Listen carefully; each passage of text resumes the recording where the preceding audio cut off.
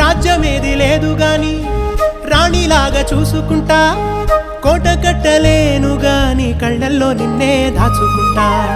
రాత ఎట్లా రాసి ఉన్నా ఆ మార్చి నీతో రాసుకుంటా. స్వర్గమంటూ ఉన్నదంటే అది నీతోనే ప్రతిరోజు పంచుకుంటా.